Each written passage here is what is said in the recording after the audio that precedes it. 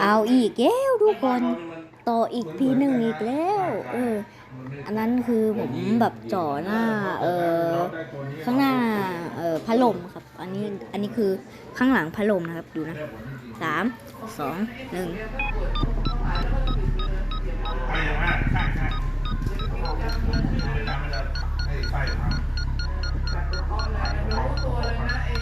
1เนี่ยทุกคนดูดิ300อ่ะเห็นแบบ